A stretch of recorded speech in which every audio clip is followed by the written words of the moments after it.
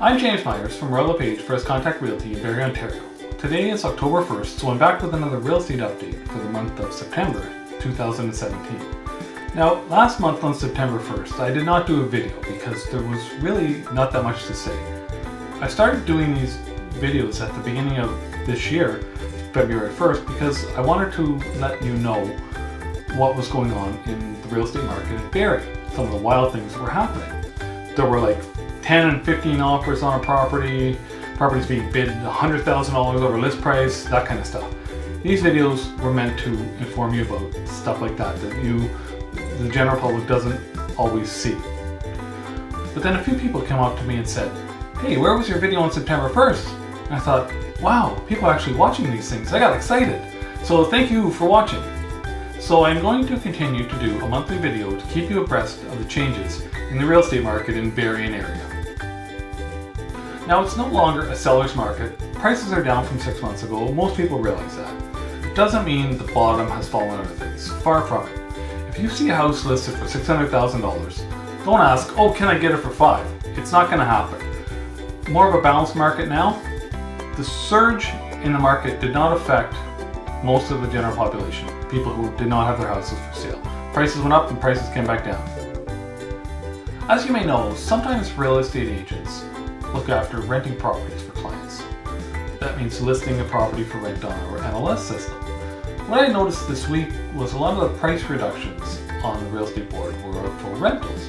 And then I looked in a little bit further, and of the 40 properties that are listed for rent in the Barrie area on our real estate board, 13 of them have had their asking prices lowered.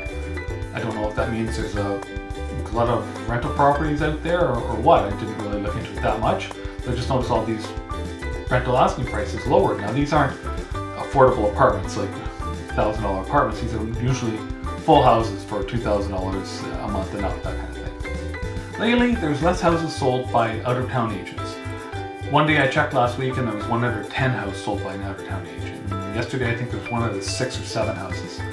Now, why this makes a difference is because the agents come up, and I say up because they usually mean from the GTA and Toronto area. They'll bring their buyers up here, and they'll also bring their big price mentality and see the cheap prices in Barrie and think, oh, what a bargain. Who cares what you pay up here? It's still cheaper than Toronto or the GTA, which it is, but just driving the prices up here. The coming soon sign fad seems to be dying a slow death. You'll still see a few around, but nowhere near as many as you saw 6 or 8 months ago.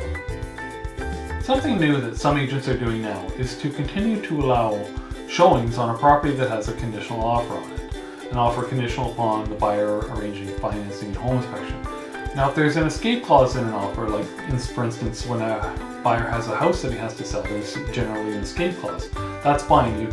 Another buyer can attempt to bump the first offer out. But if there's no escape clause in that offer, you're kind of at the mercy of the first buyer as to whether or not he gets that house or whether he waives his condition or firms that house up. If he doesn't get his financing, that's fine. You can try to put an offer in. If he doesn't like it because of the home inspection, do you really want the house because it had a bad home inspection? So if an agent wants to show you a property that has a conditional offer on it, conditional upon financing and inspection, with no escape clause, I recommend you think twice about going through, because you could be setting yourself up for disappointment. If that house has an offer on it, somebody else obviously liked it, it must be a nice house, you might like it too, you might fall in love with it and think that's the house for you, but you can't get it. So don't even set yourself up for disappointment. Don't even bother tempting yourself to go through that house. If it has a conditional offer on it, conditional financing and inspection, don't bother with it. That's all I have for now. Thank you for watching, and don't forget to subscribe.